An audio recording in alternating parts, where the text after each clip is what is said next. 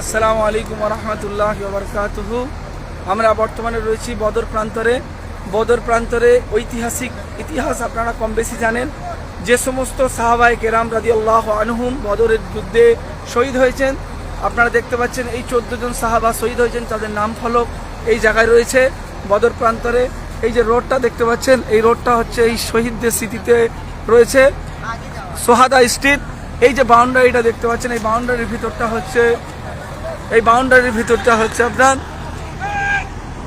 বদর প্রান্তর।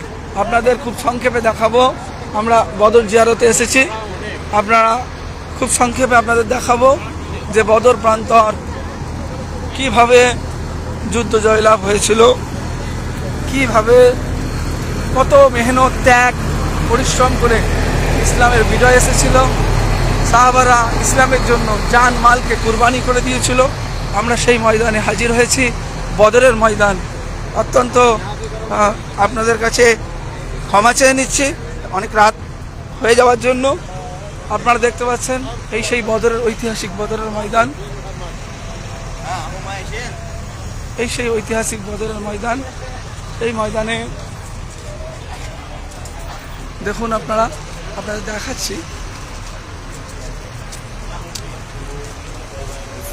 এই সেই বদরের ময়দান।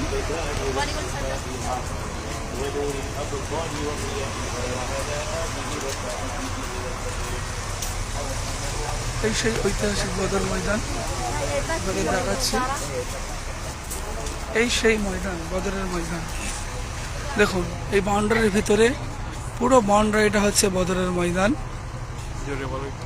এই যে বাউন্ডারিটা দেখছেন, এই বাউন্ডারির ভিতরটা হচ্ছে বদরের ময়দান। এই বদরের ময়দানের মধ্যে মুসলমানদের সাথে কুফারে কুরাইশের যুদ্ধ হয়েছিল। সামনে যে ডিপিটা দেখতে পাচ্ছেন, এই জায়গাটায় 14 জন সাহাবা হুজুরের খবর রয়েছে। ওই পারে যে পাহাড়টি দেখা যাচ্ছে, সেই পাহাড়টি হচ্ছে জবলে মালাইকা। এই পাহাড়ে আল্লাহর হুকুমে ফেরেশতারা নেমেছিল। এই পাহাড়ে আল্লাহর হুকুমে ফেরেশতারা নেমেছিল মুসলমানদের সাহায্য করার জন্য। এই সেই ঐতিহাসিক বদর। আল্লাহ সকলকে জিয়ারত করার তৌফিক দান করুন। ছোটটা না সে বড়টা, যেটা দূরে দেখা যাচ্ছে? বড়টা বড়টা না, যেখানে আলোটা দেখা যাচ্ছে ঠিক ঠিক করে। আচ্ছা আচ্ছা। চলো অনেক দেখা হবে।